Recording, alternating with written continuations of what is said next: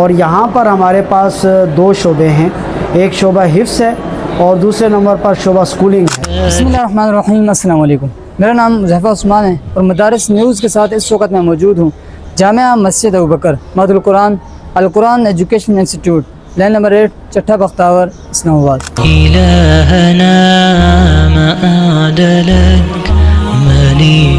جی اس وقت ہمارے ساتھ موجود ہیں اس مدرسے کے مدیر مولانا عبدالرؤف محمودی صاحب، اور اس مدرسے کے بانی جو مولانا عبدالقدوس محمودی صاحب ہے، ان کا اپنا ایک سسٹم ہے جو کہ شہزاد ٹاؤن میں واقع ہے۔ تو حضرت یہ بتائیے گا کہ یہ جو مدرسہ ہے اس کی بنیاد کب رکھی گئی اور یہ گلشن کیسے سجا؟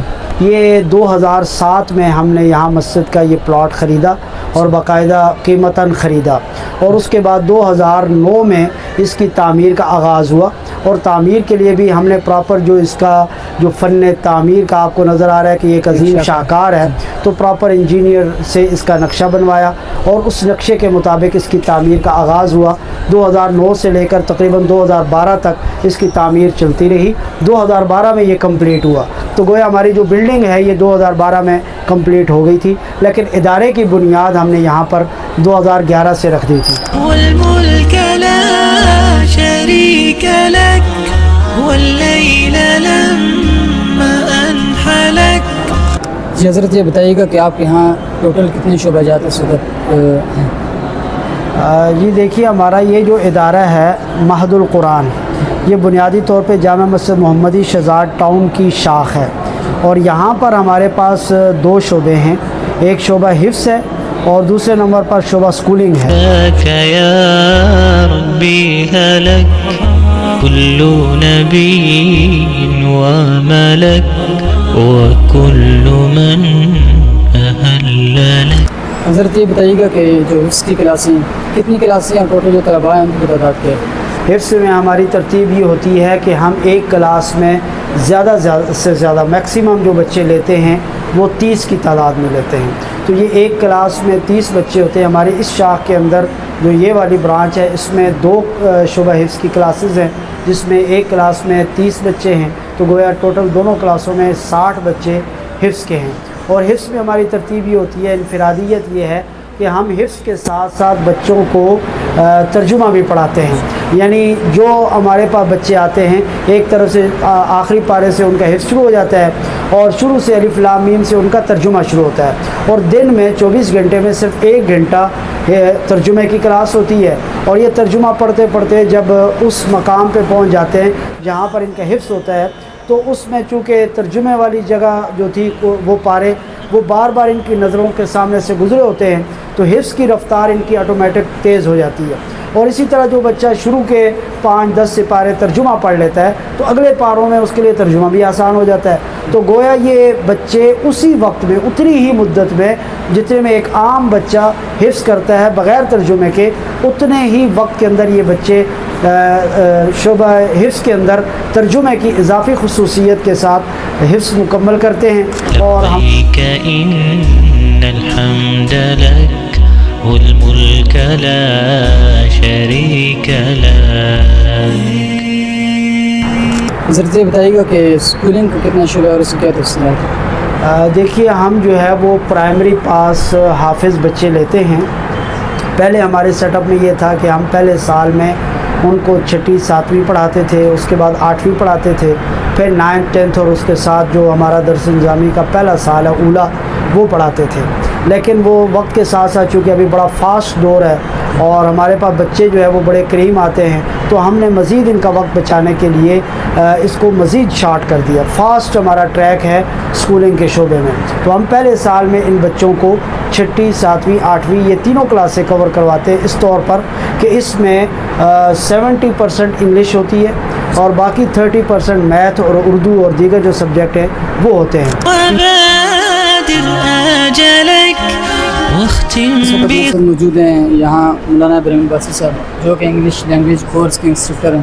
تو حضرت یہ بتائیے گا کہ مدرسے کے ماحول میں، اسلامی اور دینی ماحول میں انگلش لینگویج رکھنے کا کیا مقصد ہے؟ دراصل ہم ایسے لوگوں کو، ایسے افراد کو تیار کرنا چاہتے ہیں جو مستقبل میں جا کے مغربی علوم کا مقابلہ کریں، مغربی علوم کے حوالے سے جو دین کے بارے میں مختلف قسم کے شکوک و شبہات پیدا کرتے ہیں، ان کو صحیح بنیادوں پر ان چیلنجز کا جواب دے سکے.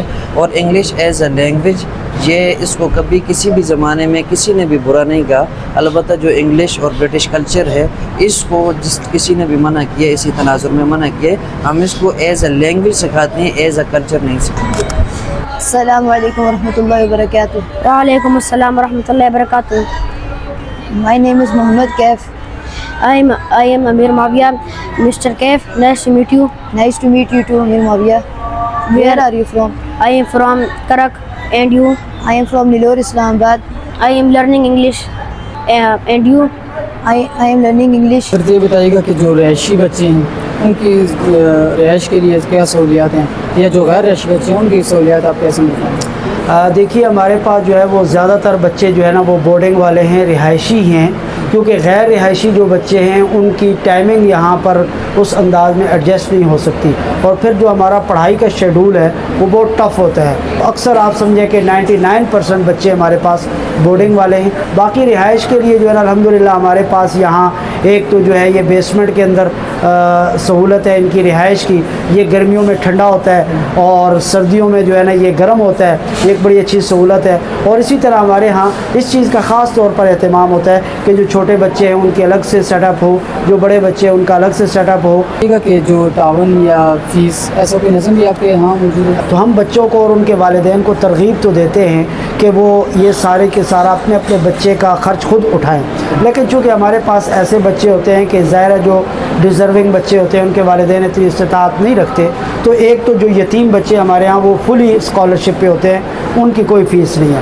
اسی طرح دور دراز علاقوں کے جو مستحق بچے ہیں ان کی بھی کوئی فیس نہیں ہے. تو بچوں کے والدین افورڈ کر سکتے ہیں، تو ہم ان کو یہ کہتے ہیں کہ اگر پورا نہیں بھی کر سکتے تو کم از کم اس کا جو 1/3 ہے، تیسرا حصہ ہے وہ آپ اپنے ذمے لیں. 2 حصے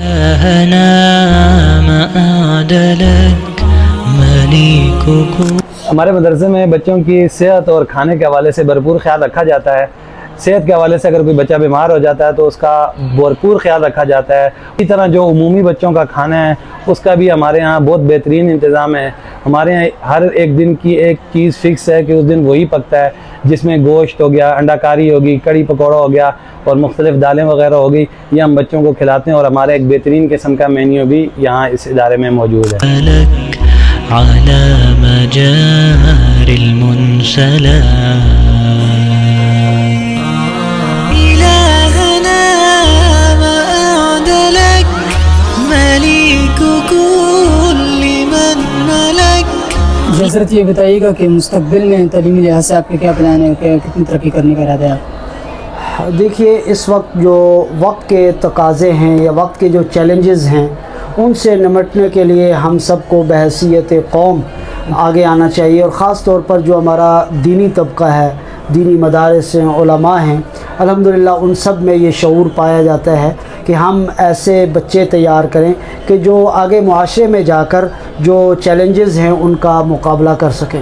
تو ہم نے اسی لیے اس وقت دونوں طرح کی تعلیموں کا یہاں پر انتظام کر رکھا ہے، اعلیٰ معیاری دینی تعلیم بھی اور اعلیٰ معیاری عصری تعلیم بھی. جب یہ بچے میٹرک کر لیتے ہیں اس کے بعد ہمارے پاس درس نظامی کے ساتھ ساتھ ہم ریگولر ان کو F A, F S C اور اسی طرح پھر اس کے بعد ہمارے یہاں اسلام آباد کے اندر کچھ یونیورسٹیز ہیں جنہوں نے مدارس کے لیے صرف جمعرات جمعے کو کلاسز رکھی ہیں، تو ہم اپنے تمام سٹوڈنٹس کو وہاں پہ انرول کر دیتے ہیں. وہ ساسا مدرسے میں بھی پڑھتے ہیں اور یونیورسٹیز میں بھی پڑھتے ہیں. یوں جب ان کا درس نظامی مکمل ہو جاتا ہے تو انہوں نے ایک یونیورسٹی سے ماسٹر ڈگری بھی کمپلیٹ کی ہوئی ہوتی ہے.